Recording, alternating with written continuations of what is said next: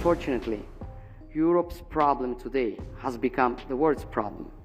Europe has to grow out of the mindset that Europe's problems are the world's problems, but the world's problems are not Europe's problems.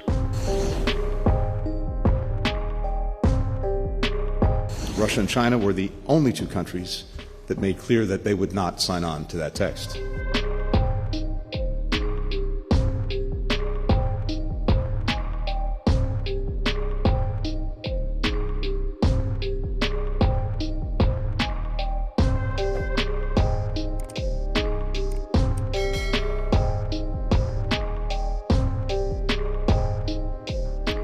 And we cannot allow the very foundations of international law to be threatened, without which only military force would be taken into account, and every state in the world would risk being invaded by its neighbor.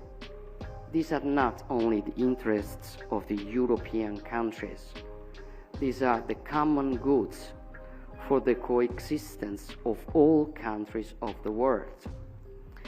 We cannot sit idly in the face of this with this provocation at the heart of the UN Charter, which threatens to undermine stability across the globe. And we cannot allow the law of the strongest to overcome the strength of law. I know that there are many who feel that Europe has in the past failed to acknowledge that the world's problems are also its own. And perhaps until the past few years, our geopolitical stance has been less vocal than it could have been. This is no longer the case. And initiatives such as the EU strategy for the Indo-Pacific demonstrate that our views have indeed broadened. Regional affairs rapidly turn into global affairs in today's interconnected world. And unfortunately, Europe's problem today has become the world's problem.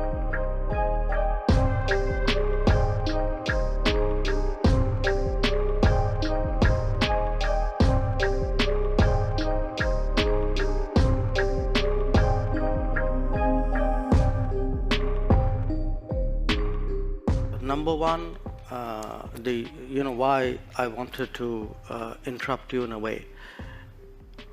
I mean, I'm partly reacting to the previous observation. Somewhere Europe has to grow out of the mindset that Europe's problems are the world's problems, but the world's problems are not Europe's problems.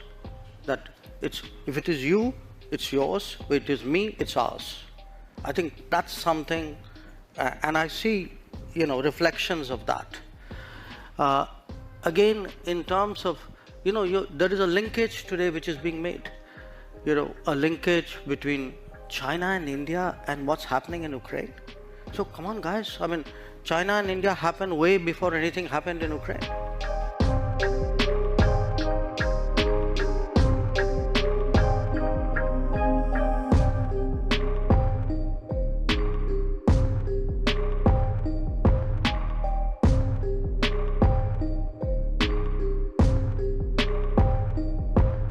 The Russian war of aggression against Ukraine disrupt global energy prices, endangered food security, and sent waves of inflation across the world to the detriment of the most vulnerable, especially in the global south.